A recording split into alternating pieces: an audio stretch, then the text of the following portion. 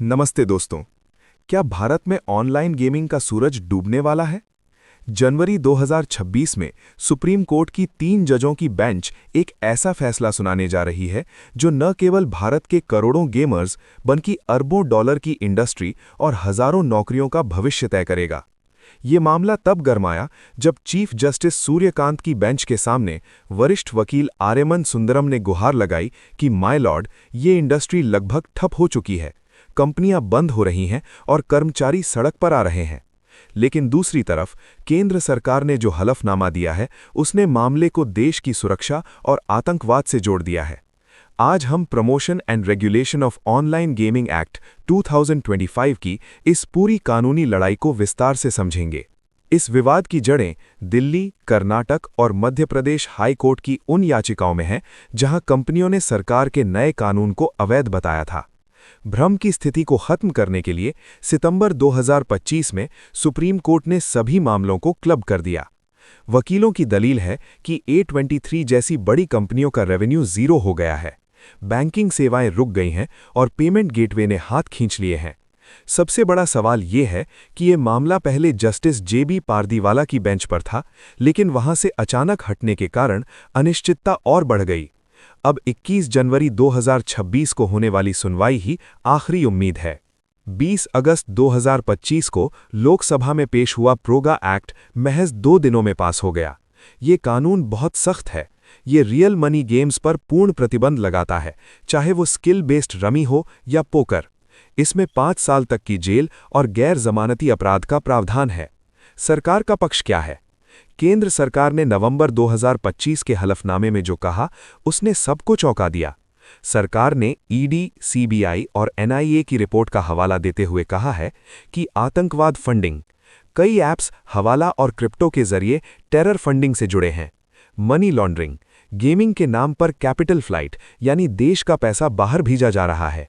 युवाओं की जान, कर्नाटक और तमिलनाडु जैसे राज्यों से दर्जनों सुसाइड केस सामने आए हैं जहां 18 से 25 साल के युवाओं ने कर्ज और लत के कारण जान दे दी। संसद में विपक्ष ने सवाल उठाया कि स्किल गेम्स को जुआ क्यों माना जा रहा है। सरकार ने पुराने केस चमारबग वाला का हवाला देकर कहा कि इनमें चांस यानी किस्मत का खेल ज्यादा है। सरकार का तर्क है कि पुराने IT रूल्स और सेल्फ रेगुलेटरी बॉडीज फेल हो गई थीं, इसलिए ये कड़ा कानून जरूरी था। इंडस्ट्री का क्या कहना है? इंडस्ट्री लॉबी एलिगा का कहना है कि ये संविधान के अनुच्छेद 19(1)(g यानी व्यापार करने की आज़ादी का उल्लंघन है। $5 बिलियन की ये इंडस्ट्री अब लकवाग्रस्त हो गई है। 1 लाख से ज्यादा नौकरियां खतरे में हैं। वकीलों का कहना है कि पूर्ण प्रतिबंध के बजाय रेगुलेशन यानी नियमों के साथ अनुमति देना बेहतर विकल्प था। अब सबकी नजरें 3 जजों की उस बेंच पर हैं जो 21 जनवरी को बैठेगी। कोर्ट को 2 रास्तों में से एक चुनना होगा। क्या सरकार के आतंक फंडिंग और राष्ट्रीय सुरक्षा के दावे इतने मजबूत हैं कि एक पूरी इंडस्ट्री को बंद कर दिया जाए? या क्या कोर्ट स्किल बेस्ड गेम्स को राहत देकर लाखों नौकरियां बचाएगा? ये फैसला केवल गेमिंग ही नहीं बल्कि फिनटेक और क्रिप्टो जैसे डिजिटल सेक्टरों के लिए भी एक मिसाल बनेगा। अगर बैन बना रहा तो पूरा सेक्टर फ्री टू प्ले में बदल जाएगा, और अगर हटा तो भारत डिजिटल इकोनॉमी में फिर से उड़ान भरेगा। दोस्तों, आपको क्या लगता है? क्या सुरक्षा के नाम पर पूर्ण प्रतिबंध सही है? कमेंट्स में अपनी राय जरूर बताएं। इस मामले की हर अपडेट के लिए जुड़े रहें। धन्यवाद। विशेषज्ञों का एक बड़ा वर्ग ये चेतावनी दे रहा है कि पूर्ण प्रतिबंध यानी टोटल बैन अक्सर ग्रे मार्केट को जन्म देता है। अवैध ऐप्स का बोलबाला, जब भारत में पंजीकृत और टैक्स देने वाली कंपनियां बंद होंगी तो यूजर्स उन विदेशी और ऑफशोर साइट्स की ओर रुख करेंगे जो भारत के कानून के दायरे से बाहर हैं। सुरक्षा में सेंध, इन विदेशी ऐप्स पर सरकार का कोई नियंत्रण नहीं होगा, जिससे डेटा चोरी और वित्तीय धोखाधड़ी और बढ़ जाएगी। यानी जिस सुरक्षा के नाम पर प्रतिबंध लगा वही सुरक्षा खतरे में पड़ सकती है।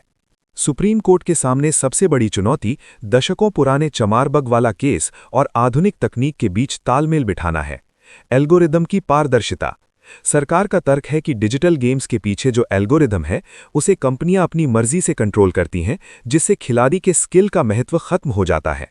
इंडस्ट्री का बचाव, कंपनियां दावा कर रही हैं कि वो रैंडम नंबर जनरेटर सर्टिफिकेट का इस्तेमाल करती हैं जो निष्पक्षता सुनिश्चित करता है। क्या कोर्ट इन तकनीकी प्रमाणों को स्वीकार करेगा? अगर 21 जनवरी को फैसला सरकार के पक्ष में जाता है तो इसके आर्थिक परिणाम व्यापक होंगे। एफडीआई का पलायन। पिछले 5 वर्षों में भारत के गेमिंग सेक्टर में अरबों डॉलर का विदेशी निवेश आया है। इस प्रतिबंध से निवेशकों का भरोसा टूटेगा, जिसका असर एडटेक और ई कॉमर्स जैसे अन्य स्टार्टअप्स पर भी पड़ सकता है। जीएसटी का नुकसान। 28% जीएसटी लागू होने के बाद सरकार को इस सेक्टर से भारी राजस्व की उम्मीद थी, जो अब पूरी तरह खत्म हो सकता है।